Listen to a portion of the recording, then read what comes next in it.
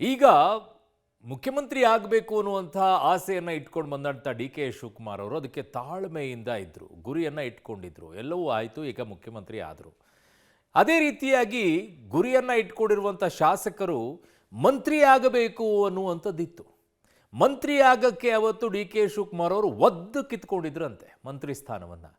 ಇವತ್ತು ಯಾವ ಶಾಸಕರಿಗೆ ಒದ್ದು ಮಂತ್ರಿ ಸ್ಥಾನವನ್ನು ಕಿತ್ಕೊಳ್ಳುವಂಥ ಧೈರ್ಯ ಇದೆಯಪ್ಪ ಹೇಳಿ? ಯಾರಿಗೂ ಇಲ್ಲ. ಪಾಪ ಆವ ನಾಯಕರ ಮನೆಗೆ, ಈ ನಾಯಕರ ಮನೆಗೆ, ಅಲ್ಲಿ ಹೈಕಮಾಂಡ್ ಕಡೆಗೆ ಹೋಗಿ ನನಗೊಂದು ಅವಕಾಶ ಕೊಡಿ, ನಂಗೊಂದು ಅವಕಾಶ ಕೊಡಿ, ನಂಗೊಂದು ಅವಕಾಶ ಕೊಡಿ ಅಂತೇಳಿ ಅಲಿತಾ ಇದ್ದಾರೆ. ಪಾಪ ಏನೂ ಮಾಡೋಕ್ಕಾಗಲ್ಲ. ನಾಳೆ ಕ್ಷೇತ್ರಕ್ಕೆ ಹೋಗ್ಬಿಟ್ಟು ಏನ್ರಿ ಒಂದು ಮಂತ್ರಿ ಆಗೋಕ್ಕಾಗಲಿಲ್ವ ನಿಮಗೆ, ಇನ್ಯಾವ ಪಕ್ಷದಲ್ಲಿ ನೀವು ಅಂತ ಕೇಳ್ತಾರೆ ಜನ. ಅದಕ್ಕೋಸ್ಕರ ಮಂತ್ರಿ ಆಗಬೇಕು. ಅದ್ರ ಜೊತೆಗೆ ಇನ್ನೊಂದಿಷ್ಟು ವ್ಯವಸ್ಥೆಗಳಿರುತ್ತೆ. ಹಿಂದಿಂದು ಇನ್ವೆಸ್ಟ್ಮೆಂಟು, ಈಗ ಹೊಸ ಇನ್ವೆಸ್ಟ್ಮೆಂಟು, ಮುಂದಿಂದು ಎಲ್ಲ ಆಗಬೇಕಲ್ಲ. ಸೊ ಅದಕ್ಕೆ ಮಂತ್ರಿ ಸ್ಥಾನ ಸಿಕ್ಕರೆ ಒಂದಿಷ್ಟು ಅವಕಾಶ ಸಿಗುತ್ತೆ ಅಂತ ನಾನು ಒಂದು ಬಾರಿ ಆಗಬೇಕು ಅನ್ನೋ ಆಸೆ ಹಲವರಿಗೆ ಇದೆ. ಈಗ 20 ಸ್ಥಾನ ಬಾಕಿ ಇದೆ. 40 ಜನ ನಿಂತಿದ್ದಾರೆ. ಇನ್ನೂ ಜಾಸ್ತಿನೇ ಇದೆ ಪಟ್ಟಿ. ಅದರಲ್ಲೆಲ್ಲ ತೆಗೆದು ಸಾಣಿಸಿ ಇಟ್ಟಿರುವಂಥ 40 ಜನ ಹೆಂಗೆ ಮಾಡ್ತಾರೆ? ಈಗ ಯಾವ ಆಧಾರದ ಮೇಲೆ ಮಂತ್ರಿ ಸ್ಥಾನ ಕೊಡ್ತಾರೆ ನೋಡಿ ರಿಪೋರ್ಟನ್ನು. ದೊಡ್ಡಾಟ ಮುಗಿತು, ಗುದ್ದಾಟ ಬಾಕಿ ಇದೆ. ಉಳಿದ 20 ಸಚಿವ ಸ್ಥಾನ, 40 ಹೆಸರು. ಜೂನ್ ಕಡೆ ವಾರ ಎಲ್ಲವೂ ಕ್ಲಿಯರ್. ಸಿಎಂ ಡಿಕೆ ಶಿವಕುಮಾರ್ ಜೊತೆಗೆ ನಿನ್ನೆ 13 ಸಚಿವರು ಪ್ರಮಾಣ ವಚನ ಸ್ವೀಕರಿಸಿದ್ರು. ಪರಮೇಶ್ವರ್ ಡಿಸಿಎಂ ಆಗಿ ಪದಗ್ರಹಣವನ್ನ ಮಾಡಿದ್ರೆ ಉಳಿದ 12 ಮಂದಿ ಕ್ಯಾಬಿನೆಟ್ ದರ್ಜೆಯ ಸಚಿವರಾಗಿ ಪ್ರಮಾಣ ವಚನ ಸ್ವೀಕಾರ ಮಾಡಿದ್ದಾರೆ. ನಿನ್ನೆ ಸಚಿವರಾದವರಲ್ಲಿ ಬಹುತೇಕರು ಸಿದ್ದರಾಮಯ್ಯನವರ ಬಣದವರೇ ಆಗಿದ್ದಾರೆ. ಆದರೆ ಇದರ ಮುಂದುವರೆದ ಭಾಗವಾಗಿ 2ನೇ ಸುತ್ತಿನ ಕ್ಯಾಬಿನೆಟ್ ರಚನೆಗೆ ಹಲವು ಆಕಾಂಕ್ಷಿಗಳು ಕಾತುರದಿಂದ ಕಾಯ್ತಿದ್ದಾರೆ. ಹೌದು, 13 ಸಚಿವರ ಪ್ರಮಾಣ ವಚನ ಸ್ವೀಕರಿಸಿದ್ದಾಗಿದೆ. ಆದರೆ ಮೊದಲ ಪಟ್ಟಿಯಲ್ಲಿ ನಿರೀಕ್ಷೆ ಇಟ್ಕೊಂಡವರಿಗೆ ನಿರಾಸೆಯಾಗಿದೆ.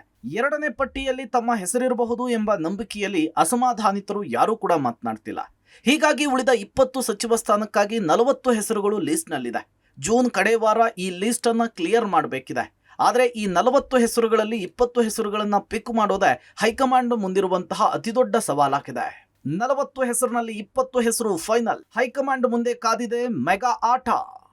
ಇನ್ನು ಮೊದಲ ಸಚಿವ ಸಂಪುಟ ಆಯ್ಕೆ ವೇಳೆ ಸಿದ್ದರಾಮಯ್ಯ, ಡಿಕೆಶಿಯ ಹೈಕಮಾಂಡ್ ಪಟ್ಟಿ, ಹೀಗೆ 3 ಪಟ್ಟಿಯನ್ನ ಅಳೆದು ತೂಗಿ ಹೈಕಮಾಂಡ್ ಕೊನೆಗೆ 13 ಮಂದಿಗೆ ಅವಕಾಶ ಕೊಟ್ಟಿತ್ತು. ಫಸ್ಟ್ ಲಿಸ್ಟ್ನಲ್ಲಿ ಸಿದ್ದರಾಮಯ್ಯ ಬಣದವರೇ ಹೆಚ್ಚಿದ್ರು. ಹೀಗಾಗಿ 1+13 ಮಂದಿ ಪ್ರಮಾಣ ವಚನ ಸ್ವೀಕರಿಸಿದ್ರು. ಇದೀಗ ಉಳಿದಿರುವ 20 ಸ್ಥಾನಗಳಲ್ಲಿ ಜಾತಿವಾರು, ಪ್ರಾದೇಶಿಕವಾರು, ಯುವ ಮುಖ ಅಲ್ಲದೆ ಹಿರಿಯರಿಗೂ ಕೂಡ ಮಣೆ ಹಾಕುವ ಸಾಧ್ಯತೆ ಇದೆ. ಸಿದ್ದರಾಮಯ್ಯ ಸಂಪುಟದಲ್ಲಿದ್ದವರಿಗೆ 2ನೇ ಪಟ್ಟಿಯಲ್ಲಿ ಕೊಡುವ ಸಾಧ್ಯತೆಯೇ ಹೆಚ್ಚಿದೆ. 2ನೇ ಪಟ್ಟಿ ಯಾರಿಗಿದೆ ಲಕ್? ಸಿದ್ದರಾಮಯ್ಯ ಪಟ್ಟಿಯಲ್ಲಿ 10 ಹೆಸರು ಬಾಕಿ. ಡಿಕೆ ಶಿವಕುಮಾರ್ ಪಟ್ಟಿಯಲ್ಲಿ 14 ಹೆಸರು ಬಾಕಿ ಇದೆ. ಹೈಕಮಾಂಡ್ ಲಿಸ್ಟ್ನಲ್ಲಿ 16 ಹೆಸರು ಬಾಕಿ ಇದೆ. ಈ 40 ಹೆಸರಿನಲ್ಲಿ 20 ಹೆಸರು ಫೈನಲ್ ಮಾಡಬೇಕಿದೆ. ಹೈಕಮಾಂಡ್ ಮುಂದೆ ಕಾದಿದೆ ಮೆಗಾ ಆಟ. ಜೂನ್ 22ರ ಬಳಿಕ ಸಂಪುಟ ವಿಸ್ತರಣೆಯ ಸಂದೇಶವನ್ನ ಕೊಟ್ಟ ಹೈಕಮಾಂಡ್, ವಿಳಂಬ ಮಾಡಲ್ಲ ಸಿದ್ಧರಾಗಿ ಅಂತ ಹೇಳಿ ಹೈಕಮಾಂಡ್ ಸಂದೇಶವನ್ನ ಕೊಟ್ಟಿದ್ದಾರೆ. ಆದರೆ ಮೊದಲ ಪಟ್ಟಿಯಲ್ಲಿ ಸಿದ್ದರಾಮಯ್ಯ ಮೇಲುಗೈಯನ್ನ ಸಾಧಿಸಿದ್ರು. 2028ರ ಚುನಾವಣೆ ದೃಷ್ಟಿಯಿಂದ 2ನೇ ಪಟ್ಟಿಯನ್ನ ತಯಾರು ಮಾಡಬೇಕಿದೆ. ಚುನಾವಣೆಯನ್ನ ಮುಂದಿಟ್ಟುಕೊಂಡು ಪದೇ ಪದೇ ಸಂಪುಟ ಪುನರ್ರಚನೆ ಮಾಡುವುದಕ್ಕಾಗಲ್ಲ. ಹೀಗಾಗಿ ಅತಿ ಎಚ್ಚರಿಕೆಯಿಂದ ಒನ್ ಟೈಮ್ ಸೆಟಲ್ಮೆಂಟ್ ರೀತಿ ಜೂನ್ ಕಡೆ ವಾರದಲ್ಲಿ ಇದಕ್ಕೆ ಇತಿಶ್ರೀ ಹಾಡಬೇಕಿದೆ. ಆದರೆ ಈ ಪಟ್ಟಿಯಲ್ಲಿ ಡಿಕೆಶಿ ಕೈ ಮೇಲಾಗುವ ಸಾಧ್ಯತೆ ಇದೆ. ಒಂದು ದೊಡ್ಡಾಟ ಮುಗಿದಿದೆ.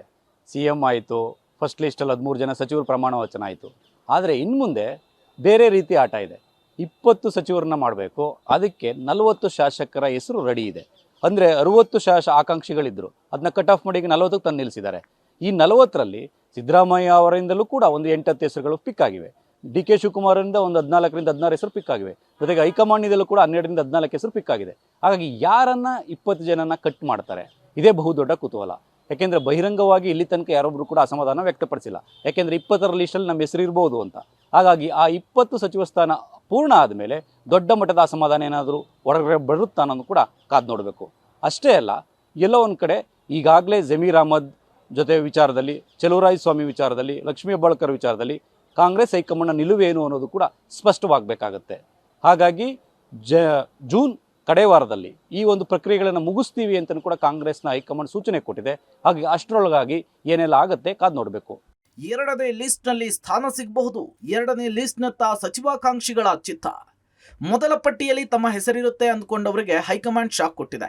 2ನೇ ಪಟ್ಟಿಯಲ್ಲಿ ತಮ್ಮ ಹೆಸರಿರಬಹುದು ಅಂತ ಹೇಳಿ ಆಸೆ ಕಂಗಳಿನಿಂದ ನಿರೀಕ್ಷೆಯನ್ನು ಇಟ್ಕೊಂಡಿದ್ದಾರೆ. ಹೀಗಾಗಿ ಸಿಎಂ ಡಿಕೆಶಿ ನಿವಾಸ, ಡಿಸಿಎಂ ಪರಮೇಶ್ವರ್ ನಿವಾಸಕ್ಕೆ ಭೇಟಿ ಕೊಟ್ಟ ಮಾಜಿ ಸಚಿವ ಸಂತೋಷ್ ಲಾಡ್ ಅವರು 2ನೇ ಲಿಸ್ಟ್ನಲ್ಲಿ ಹೆಸರು ಬರುವ ಭರವಸೆ ಇದೆ ಅಂತ ಹೇಳಿದರು. ಅಲ್ಲದೆ ಶಾಸಕ ಬೇಳೂರು ಗೋಪಾಲಕೃಷ್ಣ, ಶಾಸಕ ಪ್ರದೀಪ್ ಈಶ್ವರ್ ಸಹ ಸಚಿವ ಸ್ಥಾನದ ಆಸೆಯನ್ನ ವ್ಯಕ್ತಪಡಿಸಿದ್ದಾರೆ. It's okay, that's way of life. ಆದ್ರೂ ಖುಷಿ ಇರಬೇಕು, ಆಗ್ಲಿದ್ರು ಖುಷಿ ಇರಬೇಕು. That's way of life.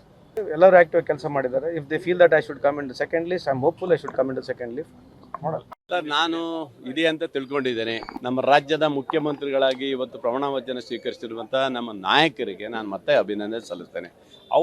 ಅವರ ಒಂದು ಈ ನಾಯಕತ್ವಕ್ಕೆ ನಾವೆಲ್ಲ ಕಾದಿದ್ದೀವಿ. ಪಾಪ ಅವ್ರಿಗೆ ಸಿಕ್ಕಿದೆ, ಇವತ್ತು ನಮಗೆ ಸಂತೋಷ ಇದೆ. ಆಮೇಲೆ ಮುಂದೆ ಏನು ಮಾಡ್ಬೇಕನ್ನೋದನ್ನ ನಿರ್ಧಾರ, ಇನ್ನೂ 20 ಸೀಟ್ ಇದೆಯಲ್ಲ, ಅದು ನಿರ್ಧಾರ ಮಾಡ್ತಾರೆ. ನೋಡಿ, ನಮ್ಮ ನಾಯಕರು ಈಗ ಡಿ ಕೆ ಸಾಹೇಬರು ನೋಡೋಕೆ ಬೇಡ, ನೀನು ಇರೋ, ಸುಮ್ಮನೆ ಇರೋ, ನಾನು ಇದ್ದೀನಿ ಅಂತ ಹೇಳಿದ್ರೆ ಖಂಡಿತ ತ್ಯಾಗ ಮಾಡೋಕ್ಕೆ ತಯಾರಿದ್ದೀನಿ. ನಾನೊಬ್ಬ ಸೀನಿಯರಿಟಿ ಇದ್ದೀನಿ, ಹಿಂದುಳಿದ ವರ್ಗದಲ್ಲಿ ಬಂದಿದ್ದೀನಿ, ನನಗೊಂದು ಅವಕಾಶ ಕೊಡಿ ಅಂತ ಕೇಳೋದಕ್ಕೆ ನನಗೆ ಹಕ್ಕಿದೆ, ಕೇಳ್ತೀನಿ. ನೋಡಿ, ಆಸೆ ಅಂತೂ ಇದೆ, ನನಗೆ ಆಸೆ ಇದೆ. ಕೊಟ್ಟರು ಓಕೆ, ಕೊಡದೇ ಇದ್ರು ಓಕೆ. ನಾವೆಲ್ಲ ಪಾರ್ಟಿ ಐಡಿಯಾಲಜಿಗೋಸ್ಕರ ಬಂದಿರೋದು, ಅಧಿಕಾರಕ್ಕಲ್ಲ. I came for the party ideology. ನಾನೊಬ್ಬ OBC ಹುಡುಗ, ಒಂದು OBC ಮೂವ್ಮೆಂಟ್ನ ತರಬೇಕು ಅನ್ನೋದು ನಮ್ಮ ಉದ್ದೇಶ ಅಷ್ಟೇ. Not for the power, for the ideology. ನಾನು ರಾಜ್ಯದ ಜನತೆಗೆ ಮತ್ತೆ ಹೇಳ್ತೀನಿ, ನಾನು ಐಡಿಯಾಲಜಿಗೋಸ್ಕರ ರಾಜಕೀಯಕ್ಕೆ ಬಂದಿರೋನು. ನನಗೆ 3 ವರ್ಷ ಸಿದ್ದರಾಮಯ್ಯ ಸಾಹೇಬ್ರ ಕೈ ಕೆಳಗಡೆ ಕೆಲಸ ಮಾಡಲಿಕ್ಕೆ ಅವಕಾಶ ಸಿಕ್ತು. ಇಲ್ಲ, ಖಂಡಿತವಾಗ್ಲೂ ಸೇರ್ಕೊಳ್ತೀನಿ. ಹೈಕಮಾಂಡ್ ಆಶೀರ್ವಾದ ಇದೆ, ಮಾನ್ಯ ಸಿದ್ದರಾಮಯ್ಯನವರ ಆಶೀರ್ವಾದ, ಖರ್ಗೆ ಅವರ ಆಶೀರ್ವಾದ, ಡಿ ಕೆ ಸಾಹೇಬ್ರ ಆಶೀರ್ವಾದ ಇದೆ. 2ನೇ ಪಟ್ಟಿಯಲ್ಲಿ ಖಂಡಿತವಾಗ್ಲೂ ನಾನು ಮಂತ್ರಿ ಆಗ್ತೀನಿ. ಐತೆ, ಈಗಲೂ ಆಸೆ ಐತೆ, ಮಾಡ್ತಾರೆ ಅಂತ ವಿಶ್ವಾಸ ಐತೆ. ನೋಡೋಣ, ಕಾದು ನೋಡೋಣ. ಅವ್ರು ತೆಗೆದು ಇವ್ರಿಗೆ ಕೊಡ್ತಾರೆ, ಇವ್ರು ತೆಗೆದು ಅವ್ರಿಗೆ ಕೊಡ್ತಾರೆ ಅಂತಲ್ಲ. ನಮ್ಗೆ ಏನಾರ ಯೋಗ್ಯತೆ ಇದ್ರೆ ಕೊಡ್ತಾರೆ. ಅವೆಲ್ಲ ಲೆಕ್ಕಾಚಾರ ಹೈಕಮಾಂಡ್ ಆಗ್ತದೆ, ಏನು ಮಾಡಬೇಕು ಅಂತೇಳಿ, ಯಾರ್ಯಾರಿಗೆ ಏನೇನು ಮಾಡಬೇಕು ಅಂತೇಳಿ. ಅದನ್ನು ಡಿ ಕೆ ಶಿವಕುಮಾರ್ ಅವ್ರನ್ನ ತಿಳ್ಕೊಬೇಕು. ನೀವೇನಾದ್ರು ಪ್ರಯತ್ನ ಮಾಡ್ತಾ ಇದ್ದೀರಾ?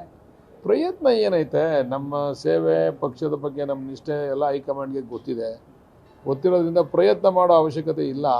ಅವ್ರಿಗೆಲ್ಲ ತೀರ್ಮಾನ ಮಾಡ್ಕೊಂಡಿದ್ದಾರೆ ಯಾರನ್ನ ಮಾಡಬೇಕು ಅಂತ. ಬಹುಶಃ ಅನುಕೂಲ ಆಗ್ಬೋದು ಅಂತಕ್ಕಂಥ ವಿಶ್ವಾಸ ಇದೆ.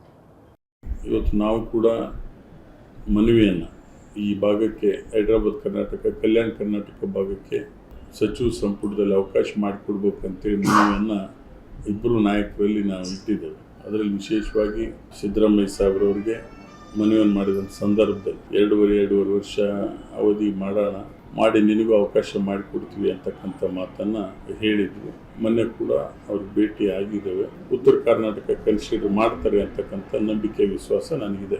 ಒಟ್ಟಾರೆ ಮೊದಲ ಸಂಪುಟದ ಪಟ್ಟಿಯಲ್ಲಿ ಹೆಸರು ಘೋಷಣೆ ಆಸೆ ಇಟ್ಕೊಂಡವರಿಗೆ 2ನೇ ಪಟ್ಟಿಯಲ್ಲಿ ತಮ್ಮ ಹೆಸರಿರಬಹುದು ಎಂಬ ನಂಬಿಕೆ ಇದೆ. ಹೈಕಮಾಂಡ್ ಯಾರಿಗೆ ಅವಕಾಶ ಕಲ್ಪಿಸಿಕೊಡುತ್ತೆ ಅನ್ನೋದನ್ನ ಕಾದು ನೋಡಬೇಕಿದೆ. News desk, public TV.